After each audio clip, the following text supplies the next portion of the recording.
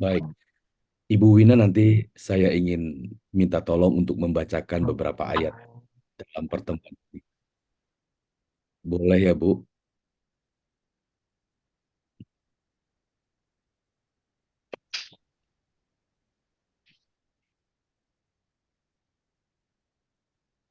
Baik. Bapak, Ibu, saudara sekalian yang dikasihi Tuhan.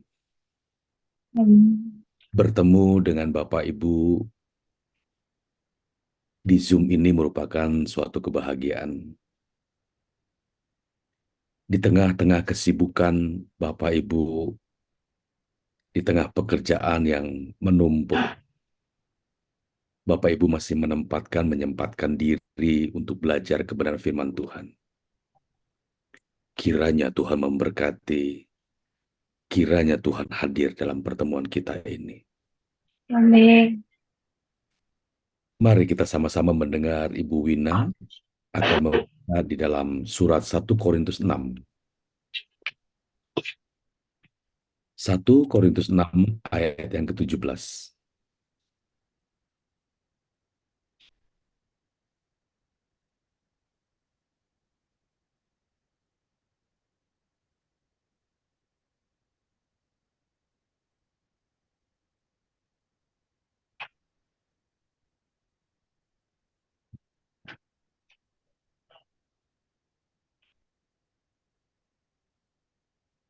Iya, kegelapan ya Bu ya. Kegelapan ya. Oke, baik. Tetapi siapa yang mengikatkan dirinya kepada Tuhan menjadi satu roh dengan Dia. Bapak, Ibu, saudara sekalian, ini adalah sebuah pengalaman yang maha hebat. Pengalaman yang tidak akan pernah terjadi selama manusia hidup. Pengalaman yang tidak pernah dapat menandingi pengalaman menjadi satu roh dengan Dia. Perhatikan terus bagian ini. Saya memulainya dengan sebuah cerita. Tentunya Bapak Ibu tahu namanya Intan. Ya, bukan Intan Pasaribu ya, bukan ya. Tapi benar-benar Intan ya. Kalau kita pakai cincin apalagi ini bukan intan ya, maaf ya. Ini contoh, ini bukan intan ya, ini batu biasa. Ya, kalau intan pasti mahal. Di dunia ini pernah ditemukan sebuah intan itu dengan bobot 621 gram. Ya, sampai 1 kilo itu ditemukan. Ini digadang-gadang menjadi intan terbesar di dunia, sekitar 621 gram. Ya, harganya pun fantastis. Harganya ditaksir hampir 4 triliun. Bu Erlina, itu 1 triliun itu nolnya berapa ya? Nolnya berapa ya?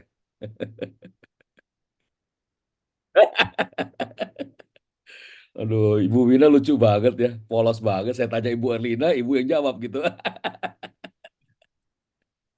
Ya, kalau 1 juta nolnya berapa Bu Erlina? Kalau 1 juta? Ah, pinter. Kalau duit mah pinter dah. Kalau 1 triliun itu nolnya 12 Bu. Nolnya 12. Waduh, itu gimana tuh ya 1 triliun. Ini harganya 4 triliun. Ya. Lalu ada juga yang bahan pembandingnya batu arang ya, batu arang. Orang biasa sebutnya granit gitu, batu granit atau batu arang ya, arang ya. Itu sekilo harganya berapa ya Bu Erlina ya? Batu arang tuh berapa sih? Arang-arang itu yang suka bakar-bakar Arab sate. murah. Murah ya, murah ya. Nah, Oke lah, ya, 1 kilo berapa? 1 kilo berapa kira-kira? Kira-kira aja. kira-kira aja mungkin uh, 50. Yang bener, Ya Bu sekitar Erlina jangan ngagetin saya dong. Ampun dah. ya murah, masih Murah ya? terjangkau, Terjangkau terjangkau. ya. Sebut saja lah harganya 50.000 lah ya. Jangan dolar lah, Iya, 50.000 rupiah. Sombong ya yang pegang dolar ya, sombong ya yang pegang dolar. itu Ibu Ina. Waduh, Bu Ina ini polos banget sih, 50 dolar. Sombong ya. Batu arang di Indonesia, di negara kita itu murah.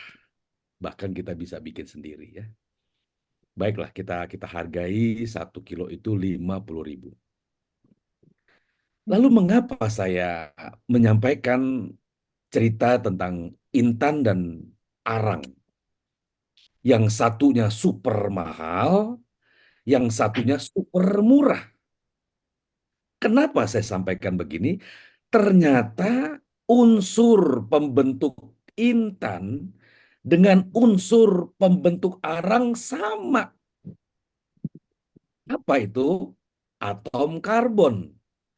Ya, Hmm, saya sedang mengajari tentang fisika ya, tidak. Ibu-ibu bisa. dengar aja. Setelah ini nggak ada ulangannya kok, nggak ada ya. Jadi unsur unsur pembentuk A Oh, dengan unsur pembentuk intan itu sama. Apa Ibu Lisa tadi? karbon. Pinter, 100 untuk Bu Lisa. Ya, atom karbon. Atom Hmm. karbon. Nah, pertanyaannya kenapa kalau unsur pembentuknya sama dari atom karbon, kenapa intan jadi super mahal, tetapi kok arang jadi super murah? Oh, ternyata ada masalah. Atom karbon yang mengikat di dalam intan itu kuat, mengikat erat, unsur-unsurnya itu padat, ya. Dan intan ini ditemukan hampir kilometer di dalam permukaan bumi. Dan intan bisa bertahan di atas 4.000 derajat Celcius. Jadi intan itu memiliki susunan atom karbon yang kuat mengikat. Tetapi arang, coba saja kalau Ibu Nena misalnya, Ibu Nena pegang arang, apa yang terjadi Bu dengan tangan Ibu? Hitam bukan? Ya, biasanya kalau kita pegang batu arang, jadi Nah, hitam bukan? Sehitam iya wajah saya hitam. kan? Jadi hitam ya. Nah, itu artinya apa? Unsur pembentuk atom karbon pada arang itu lepas gitu. Lepas.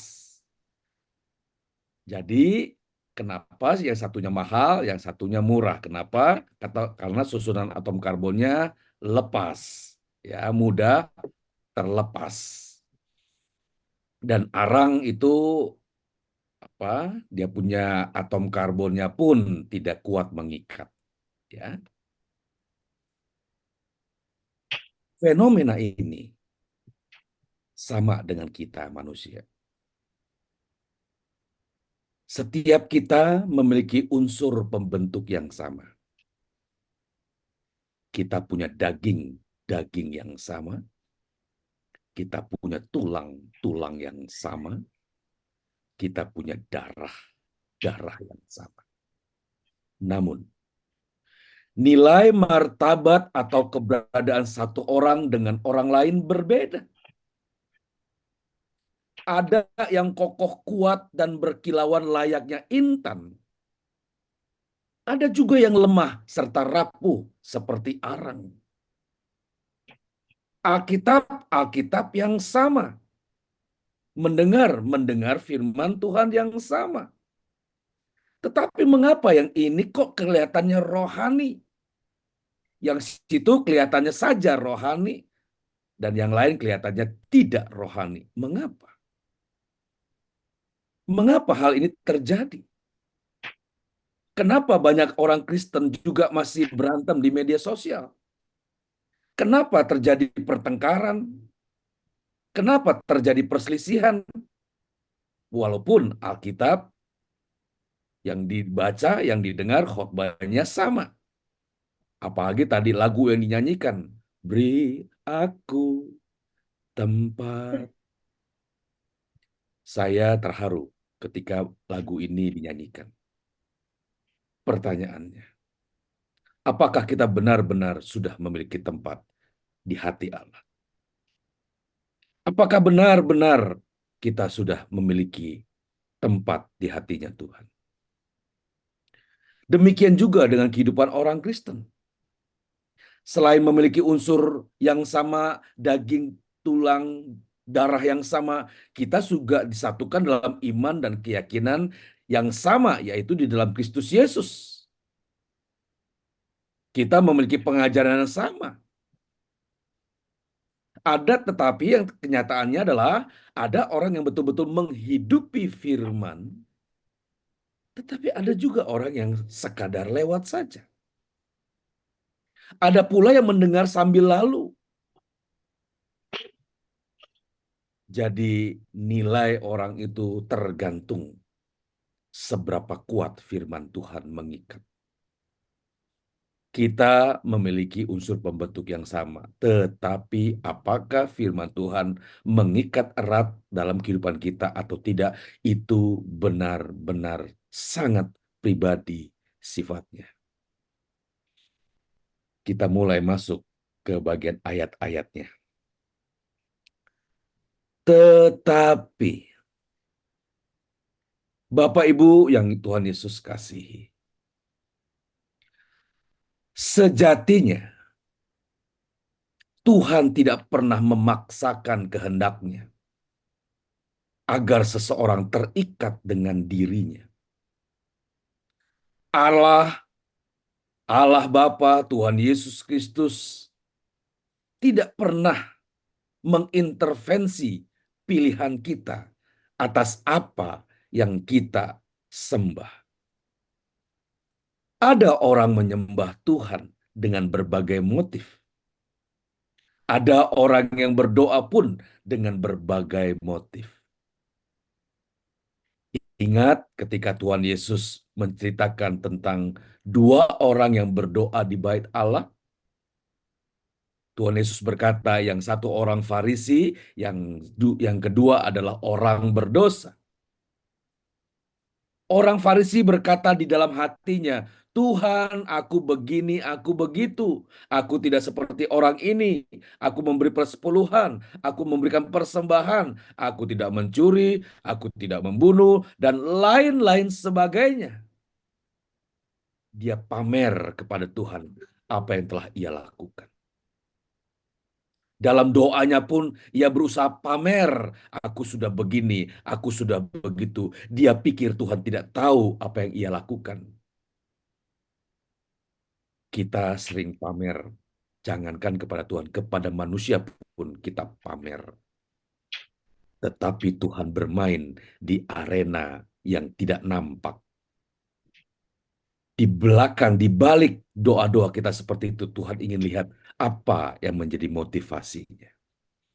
Ternyata orang Farisi itu meninggikan diri, membanggakan diri dengan apa yang bisa dia lakukan untuk Tuhan.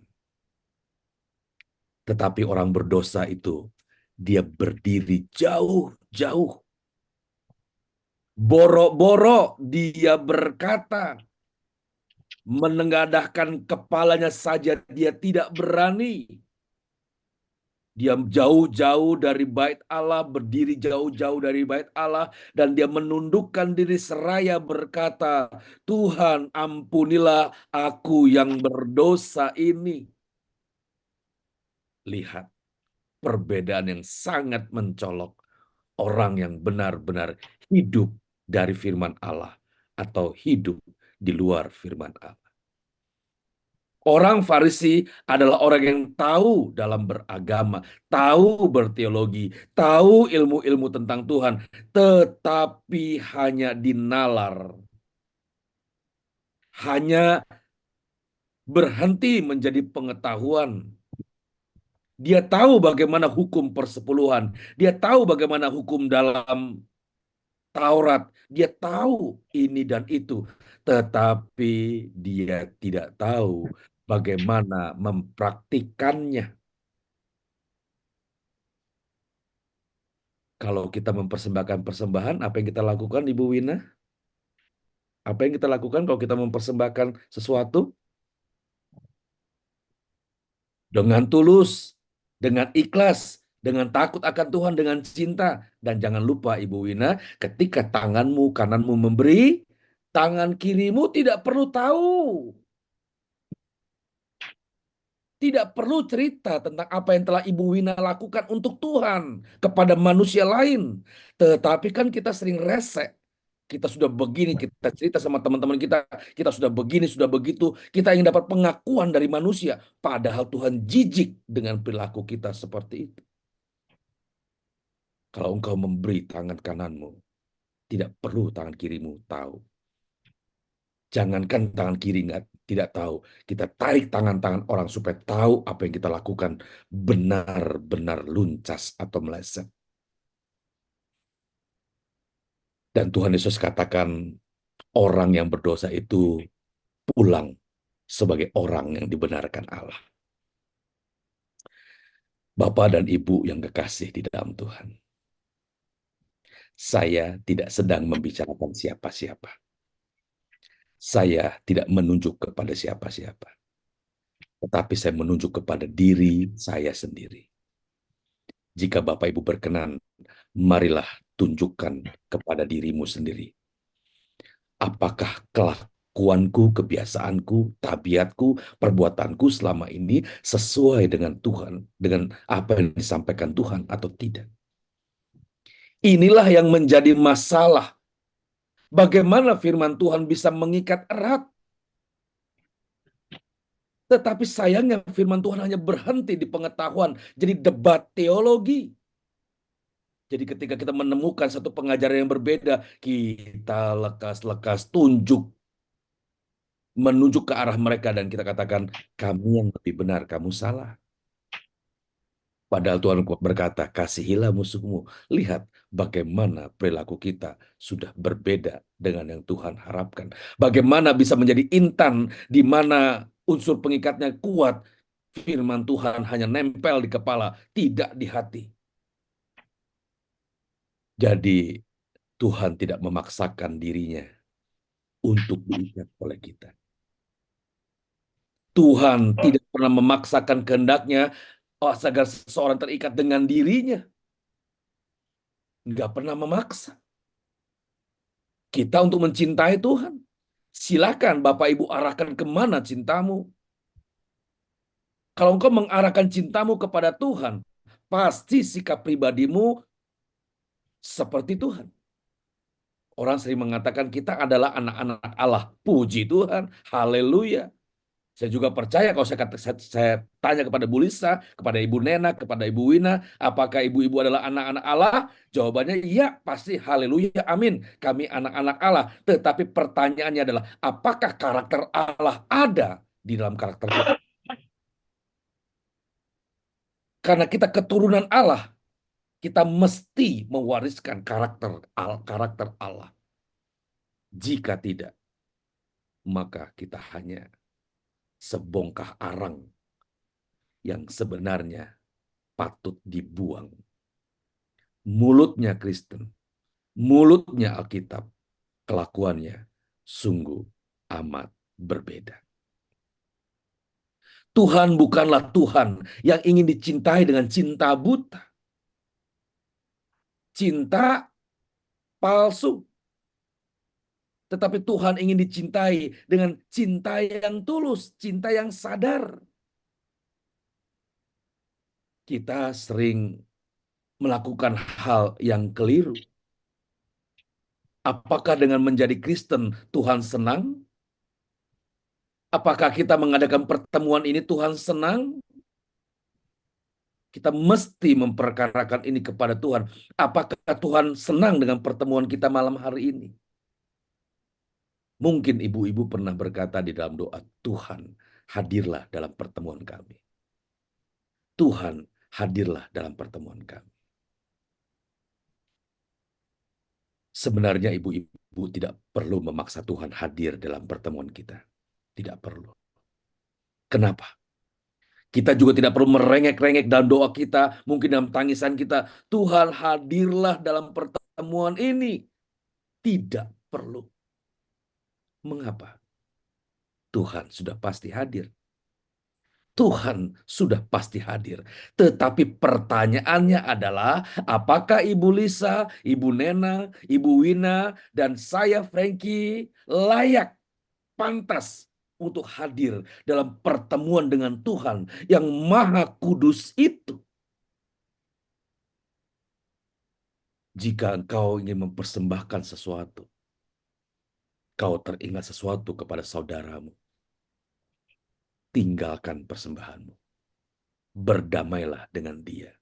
Lalu datanglah dan serahkan persembahanmu. Tuhan tidak butuh apa-apa dari kita, Bapak Ibu. Sungguh, Tuhan tidak butuh apa-apa dari kita. Allah adalah Allah pemilik langit, bumi, jagat raya ini. Allah tidak butuh apapun dari kita. Tuhan hanya butuh cintamu, cinta sejati, cinta asli, cinta orisinil, bukan cinta dusta, bukan cinta buta. Kalau engkau benar-benar mencintai seseorang, ingat bukan kepada dulu kita pada waktu kita pacaran, kita habis-habisan memberikan cinta kepada orang yang kita cintai. Sampai akhirnya kita menjadi suami, istri. Kita berikan cinta kita seluruhnya kepadanya.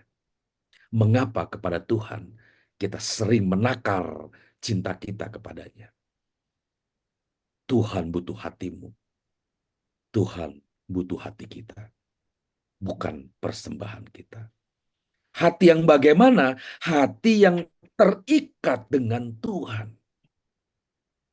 Hati yang terikat dengan Tuhan. Sekali lagi, Tuhan bukanlah Tuhan yang ingin dicintai dengan cinta buta. Jangankan Tuhan, manusia saja tidak inginkan dicintai dengan cinta yang tidak tulus. Apakah mau Ibu Nena dicintai oleh orang yang pura-pura cinta? Tidak mau. Pura-pura nggak mau, pura-pura sayang. Sama Tuhan juga begitu. Tuhan juga punya perasaan. Apakah Ibu Lisa mencintai dengan cinta sejati atau cinta pura-pura? Tuhan tahu. Tuhan ini bermain di arena yang tidak kelihatan. Manusia berusaha menampilkan diri secantik-cantiknya, seapik-apiknya di hadapan manusia. Tetapi Tuhan bermain di balik yang nampak. Tuhan bermain di hati. Ada apa di belakang motifmu melakukan ini, melakukan itu? Apa motif di belakangnya? Tuhan bermain di area itu. Bapak, Ibu, Saudara sekalian. Tuhan tidak pernah memanipulasi atau merekayasa agar manusia terikat dengan dirinya. Tidak. Manusialah yang menentukan pilihannya. Jadi kalau kita berkata, Tuhan berikan aku hati yang mencintaimu, Tuhan berikan aku hati yang mengasihimu, tidak bisa. Engkaulah yang menggerakkan cintamu kepada Tuhan. Diri kitalah yang menggerakkan kasih kita kepada Tuhan. Tuhan tidak pernah memaksa kehendaknya kepada Ibu Lisa untuk mencintai dia. Ibu Lisa lah yang harus membarakan cinta kepada Tuhan. Di sini tidak ada area kita untuk main-main. Kita mencintai Tuhan atau tidak. Ada yang namanya setengah mencintai. Tidak. Mau ibu-ibu disayang hanya setengah? Sebagian? Tidak mau. Itulah. Maunya lengkap. Maunya utuh, bukan? Demikian dengan Tuhan. Kalau engkau mencintai Tuhan, cintailah Tuhan dengan utuh. Bagaimana caranya? Dengar apa katanya. Lakukan apa yang difirmankannya. Orang sering berdiplomasi atau orang sering berargumentasi. Seperti Tuhan Yesus berkata, kasihilah musuhmu. Lihat, bagaimana kita sering berargumentasi dengan Tuhan. Tuhan, aku begini tuh karena dia. Kita hanya bisa menilai menunjuk orang lain. Kita gagal untuk menilai diri kita sendiri. Kitalah yang memutuskan apakah kita mau mengasihi musuh atau tidak. Kita yang memutuskan. Kalau kita adalah anak-anak Allah, kalau kita adalah terikat dengan Tuhan, maka apa yang menjadikan karakter Tuhan menjadi karakter kita tidak bisa tidak. Bagian firman Tuhan yang lain berkata, kita adalah keturunan Allah. Wow, luar biasa. Jadi, Ibu Lisa, Ibu Nena, Wina, kita semua, ini keturunan Allah. Waduh, ini kalau kita keturunan konglomerat, salah satu konglomerat di Indonesia saja, kita sudah bangga minta ampun, bukan? Kita bisa senang luar biasa, bukan?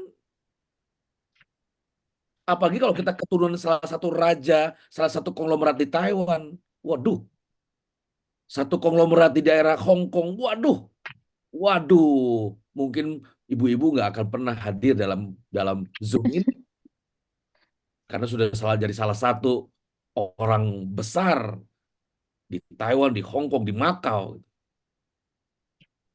Tetapi kita adalah keturunan Allah. Allah pemilik langit dan bumi ini. Waduh Tuhan. Ibu ya. Jadi betapa berharganya kita. Berharganya Bapak Ibu sekalian. Bapak Ibu adalah keturunan Allah. Tetapi Allah berkata, buktikan bahwa engkau keturunanku. Orang tua pasti menurunkan genetik kepada anak-anaknya. Jadi kalau anak yang pertama seperti mama misalnya wajahnya. Anak yang kedua ya seperti papa.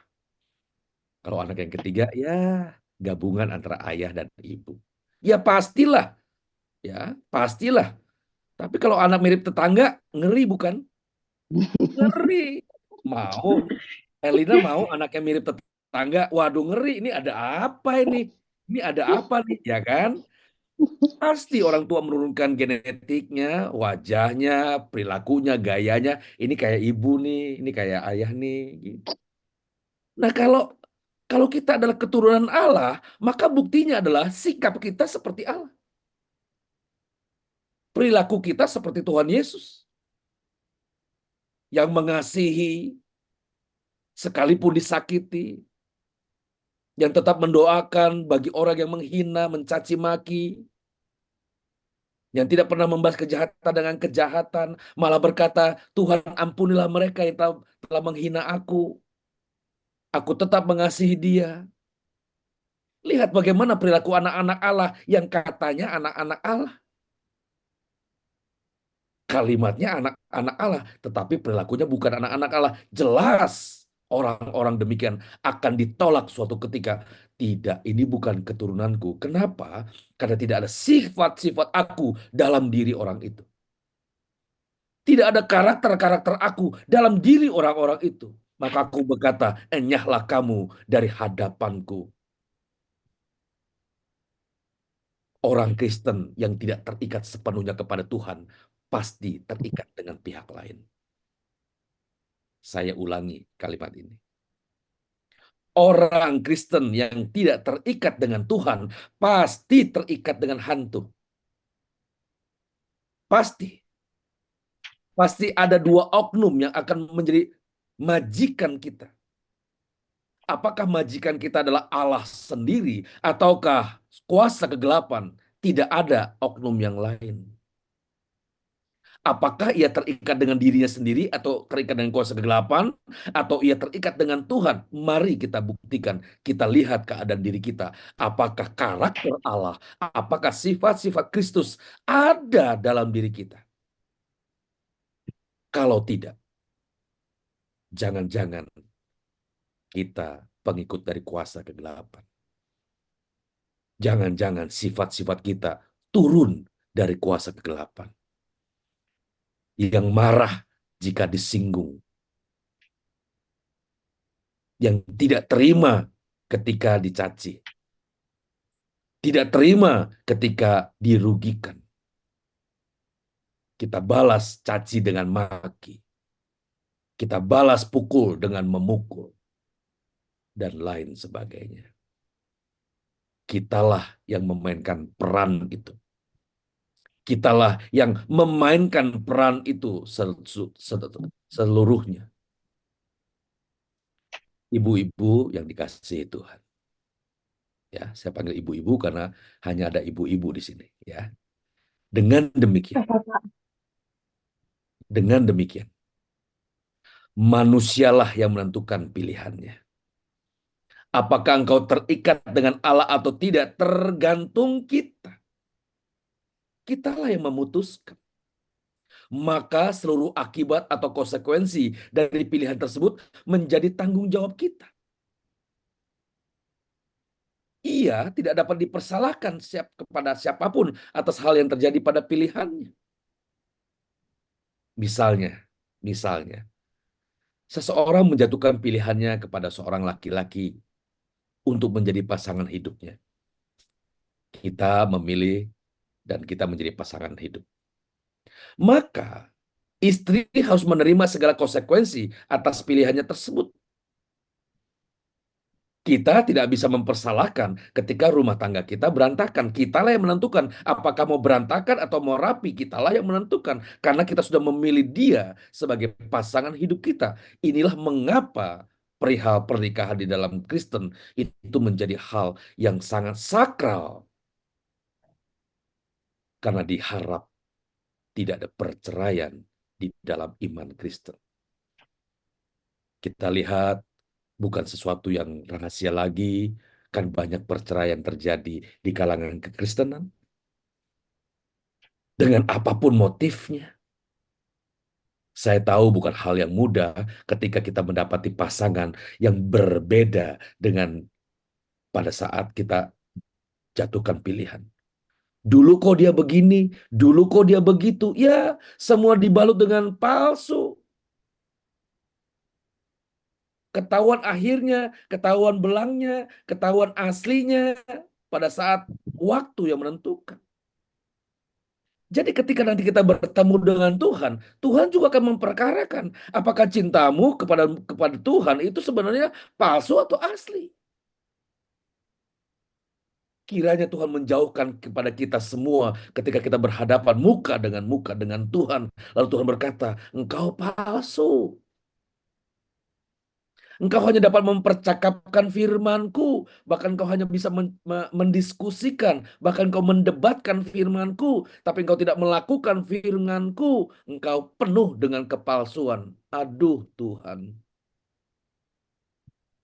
sekali lagi dijauhkan Tuhan kita atas hal-hal ini.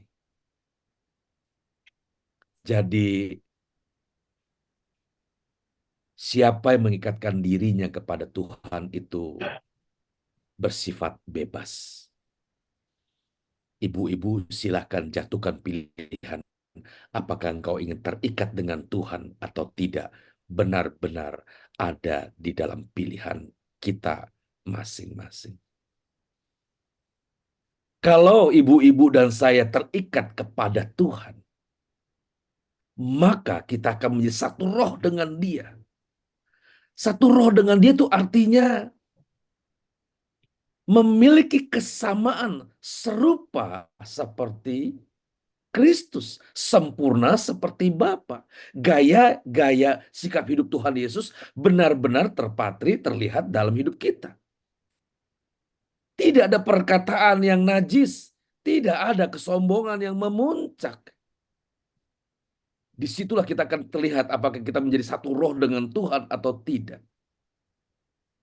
Orang pasti bisa merasa apakah Bapak Ibu, apakah Ibu-ibu memiliki roh yang sama dengan Allah atau tidak. Mari kita lihat apa yang menjadi ciri seseorang terikat kepada Tuhan atau tidak. Mari kita lihat diri kita. Selama pemberitaan firman Tuhan ini, mari kita lihat diri kita sendiri. Apakah kita terikat dengan Tuhan atau sebenarnya kita sedang terikat dengan kuasa kegelapan? Mari dengan jujur, dengan terbuka, kita melihat diri kita sendiri. Pertama, seseorang yang terikat dengan Tuhan adalah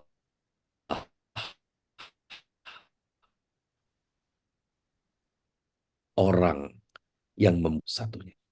Orang menjadi satu roh dengan dia dicirikan pertama-tama ia hanya membutuhkan Tuhan. Pak, kalau kita hanya membutuhkan Tuhan, berarti kita tidak perlu kerja dong, Pak. Kalau kita hanya butuh Tuhan, kita nggak boleh dong, Pak, jalan-jalan. Tidak begitu. Pak, kita kan punya keluarga, kita kan punya kesehatan, kita punya karir, kita punya pekerjaan dan lain-lain sebagainya. Apakah itu bukan kebutuhan, Pak? Iya, betul, itu kebutuhan. Lalu apa yang dimaksud dengan membutuhkan Tuhan satu-satunya? Ya, Tuhan di dalam keluargamu, Tuhan dalam pekerjaanmu, Tuhan dalam seluruh perilaku hidupmu. Tuhan, ya Tuhan saja. Apa maksudnya? Engkau membangun rumah tangga karena Tuhan. Engkau bekerja karena Tuhan. Engkau berkarir karena Tuhan. Apa maksudnya karena Tuhan, Pak? Aku melakukannya karena aku ingin supaya Tuhan bekerja dalam hidupku. Jadi ketika ibu-ibu bekerja jauh dari keluarga, menghidupi keluarga, itu sudah melakukannya untuk Tuhan. Kok bisa begitu, Pak? Ya, ketika Tuhan Yesus berkata, ketika aku lapar, engkau memberi aku makanan. Ketika aku haus, engkau telah memberi aku minuman. Ketika aku telanjang, engkau telah memberikan aku pakaian. Ketika aku dalam penjara, engkau menjenguk aku. Lalu orang itu berkata, kapan Tuhan? Kapan aku memberikan makanan ketika engkau lapar? Kapan aku memberikan minuman kepadamu ketika engkau haus? Kapan aku menengok engkau dalam penjara dan lain sebagainya? Kapan Tuhan? Lalu Tuhan berkata, ketika engkau melakukan sesuatu kepada orang yang hina ini, engkau lakukan buat aku. Jadi ketika ibu-ibu bekerja jauh dari tanah kelahiran dan apa yang ibu-ibu dapat untuk menghidupi banyak orang, ibu-ibu telah lakukan bagi Tuhan. Ibu-ibu berjuang bekerja di negeri orang untuk Tuhan. Apa yang kita miliki, kita berikan, kita bagi kepada orang-orang juga. Apakah kepada orang tua, kepada anak-anak atau saudara, dan simpan bagi diri sendiri, ibu-ibu telah melakukannya untuk Tuhan. Orang yang membutuhkan Tuhan, orang yang membutuhkan Tuhan satu-satunya lah yang dapat terikat kepadanya. Jangan terikat dengan uang. Kita memang butuh uang, tetapi jangan terikat dengan uang. Janganlah menjadikan uang segala-galanya. Jadikan Allah segala-galanya. Maka Tuhan pasti akan memberkati kita. Pasti. Jangan dibalik. Siapa yang tidak membutuhkan uang untuk memenuhi kebutuhan jasmani? Tuhan tahu. Tuhan berkata semua itu dicari bangsa-bangsa yang tidak mengenal Allah. Lihatlah bagaimana Tuhan tegas ketika orang terikat dengan mamon. Tuhan berkata, itu dicari oleh bangsa-bangsa yang tidak mengenal Allah. Jangankan terikat dengan Allah, menjadi bangsa saja, bangsa yang tidak mengenal Allah. Allah berkata begitu, karena dia terikat dengan uang, dia terikat dengan mamon, uang menjadi segala-galanya. Maka firman Tuhan katakan, akar dan segala kejahatan adalah cinta uang. Bukan uangnya yang salah, tetapi cinta akan uang, terikat dengan uang. Itulah yang menjadikan manusia terlempar dari hadirat Allah. Ibu-ibu yang Tuhan Yesus kasihi. Mohon maaf kalau kalimat-kalimat saya terdengar keras. Mohon maaf kalau ada hal-hal yang menyinggung ibu-ibu sekalian. Saya sungguh-sungguh tidak bermaksud untuk mengajari, apalagi menggurui. Tidak. Firman Tuhan ini juga buat saya. Saya juga harus mawas diri. Kenapa? Karena kuasa kegelapan itu menyiapkan jerat untuk menjerat saya. Kuasa kegelapan, setan, iblis itu sedang menyiapkan jerat agar Ibu Lisa, Ibu Nena, Ibu Wina, Ibu Erina masuk dalam perangkapnya. Hati-hatilah. Oleh karenanya, Ikatkanlah dirimu kepada Tuhan. Jadikan Tuhan kebutuhan satu-satunya. Maka iblis akan lari padamu. Iblis pernah berkata kepada Tuhan Yesus, sembah aku, sembah aku. Maka semuanya itu akan kuberikan kepadamu. Lihat bagaimana iblis punya kuasa untuk memberikan berkat di dunia ini. Tetapi berkat yang iblis berikan itu ada syaratnya. Ini bukan rahasia lagi. Banyak orang yang memuja-muja kuasa kegelapan jadi kaya, banyak, banyak. Tetapi ada tumbalnya, ada. Entah anaknya, entah ibunya, entah dirinya, pasti ada tumbalnya. Nggak mungkin, tidak mungkin gratisan, nggak mungkin. Tapi kalau Allah yang memberi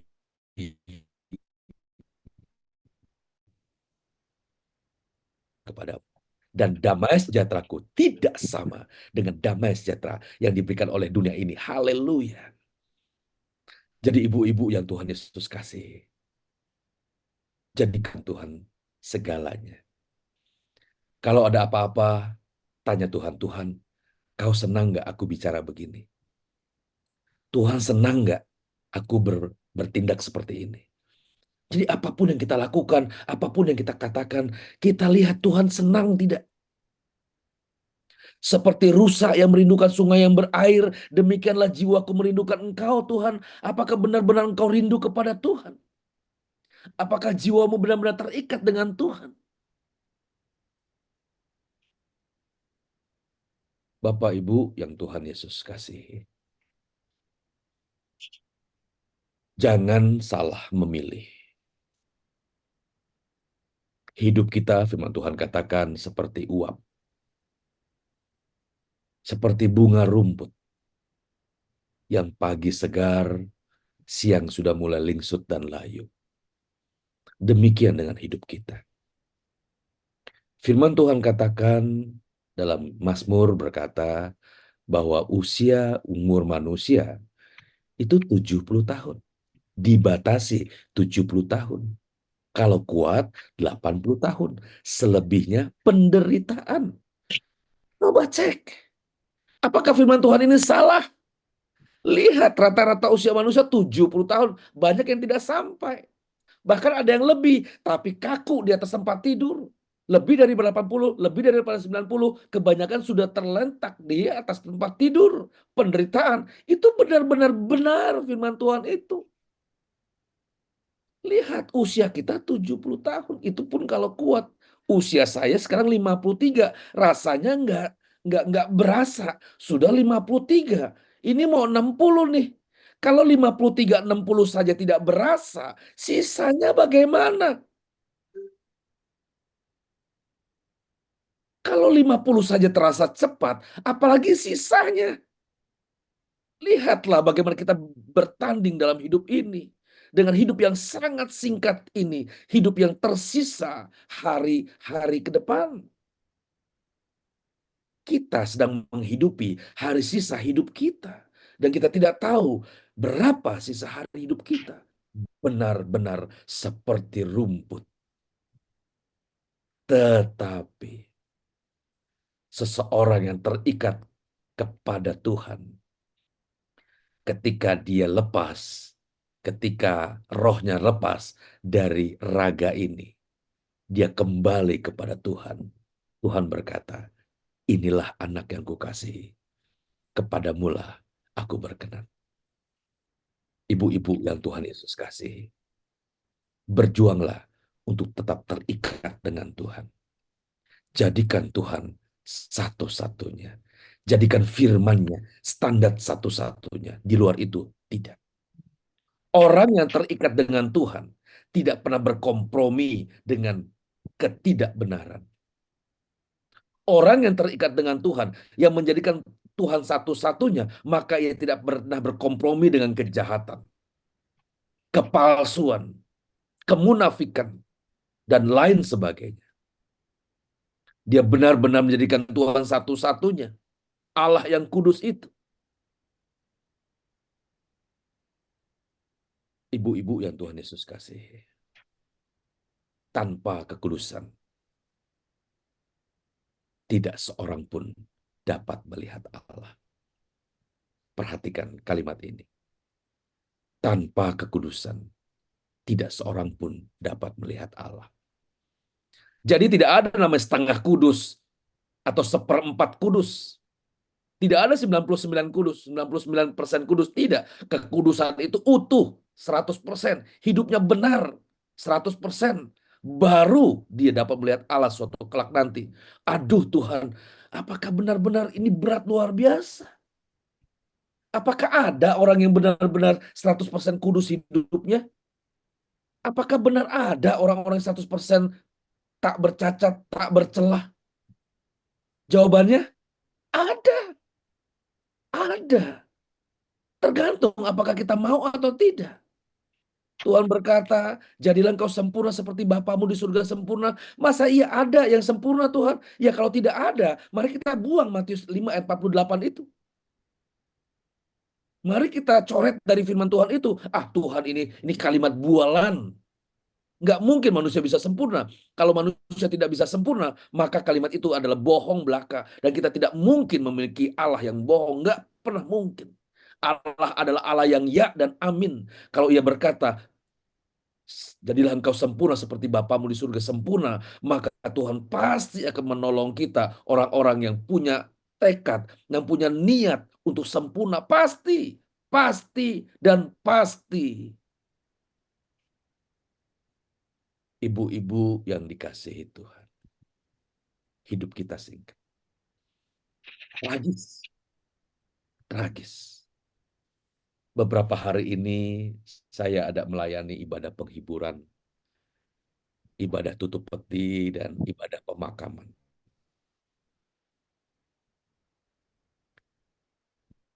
Dari beberapa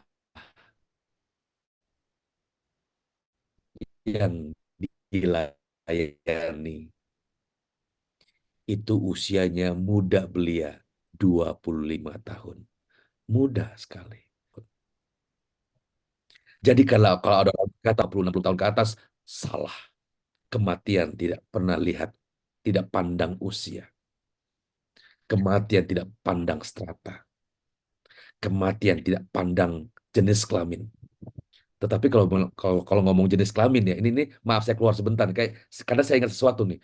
Kalau bicara jenis kelamin, statistik Indonesia mengatakan bahwa lebih banyak janda daripada duda. Itu benar nggak ya?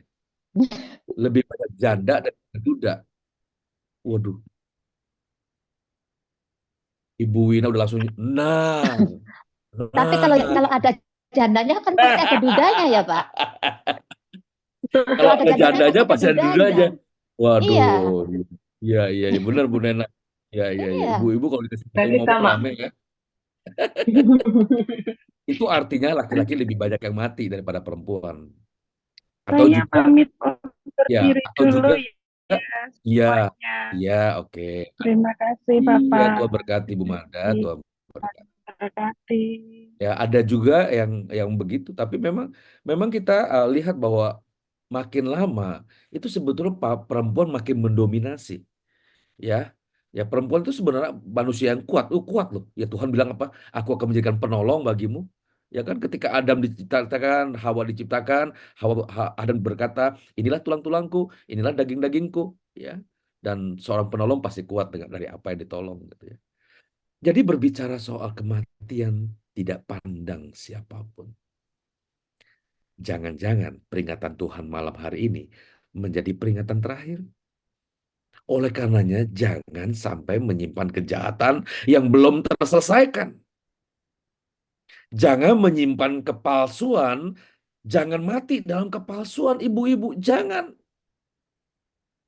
Kenapa? Kalau kita masih menyimpan kejahatan, kalau kita masih menyimpan kepalsuan, ada rahasia yang belum terungkap.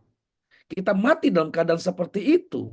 Maka hal-hal itu akan menjadi vonis yang memberatkan kita di keabadian. Mumpung masih ada sepenggal waktu, masih ada sepotong kesempatan, mari kita bereskan diri kita. Kita berubah, kita bertobat, kita bereskan hal-hal yang jahat pada diri kita. Lalu kalau Tuhan panggil kita, maka kita akan tersenyum. Tuhan, semua sudah aku bereskan. Jadi kalau malam hari ini Roh Kudus berkata di dalam diri kita, bagian itu kamu belum selesai. Kalau Roh Kudus berkata dalam hati kita, bagian itu kamu belum bereskan. Segeralah bereskan. Jangan-jangan ini menjadi peringatan terakhir untuk kita. Ibu-ibu yang saya hormati, berilah dirimu untuk mencintai itu. Yang terikat dengan Tuhan. Yang salah satu cirinya adalah menjadikan Tuhan segala-galanya. Orang yang menjadikan Tuhan segala-galanya tidak takut apapun. Dia tidak takut apapun karena dia percaya Allah yang pegang hidupnya. Suatu kali ada sebuah cerita. Tuhan Yesus sedang berjalan bersama seseorang di pantai. Lalu orang itu bergandengan tangan dengan Tuhan. Ketika dia menoleh ke belakang, dia lihat ada dua pasang jejak kaki. Ya, kalau kita berjalan di pantai kan suka ada jejak kaki kita ya. Jadi dia lihat ke belakang, dia lihat ada jejak kakinya, dia lihat juga ada jejak kaki Tuhan. Hari itu hari yang cerah, indah, ya angin, ombak, sinar matahari, cerah, ya indah. Tetapi suatu ketika lagi dia berjalan bersama, lalu ada angin sakal, ada badai, awan mendung, ombak bergelora. Dia lihat ke belakang, tinggal satu pasang.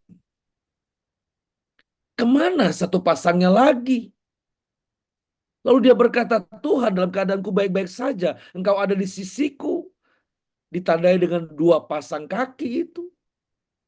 Tetapi ketika ada badai rumah tangga dalam hidupku, ada badai rumah tangga, ada badai dalam pekerjaanku, ada permasalahan ini dan itu, penyakit yang belum terselesaikan, masalah-masalah itu, kenapa aku lihat hanya sepasang saja? Lalu Tuhan berkata, pada saat badai aku ada bersamamu. Pada saat badai keluargamu, aku ada di dalammu. Buktinya apa Tuhan? Karena aku hanya lihat satu pasang jejak kaki. Lalu Tuhan berkata, itu jejak kakiku. Bukan jejak kakimu. Sadarilah, sadarkah engkau? Pada saat badai menerpa hidupmu, permasalahan tak kunjung selesai. Engkau ada di genggamanku. Engkau ada di pangkuanku. Jadi sepasang jejak ketika badai melanda itu bukan jejak kakimu. Itu jejak kakiku. Ibu-ibu, tetaplah bersama dengan Tuhan. Jangan pernah ragukan Tuhan. Jangan curiga kepada Tuhan. Kok begini, kok begitu. Keadaan kita hari ini adalah keadaan yang terbaik. Ucapkanlah syukur. Ucapkan terima kasih. Karena hidupmu ada di dalam tanganku. Ibu-ibu yang Tuhan Yesus kasihi, sudah hampir 50 menit saya berbicara. Jika ada yang ingin disampaikan, jika ada yang ingin disaksikan, disilakan.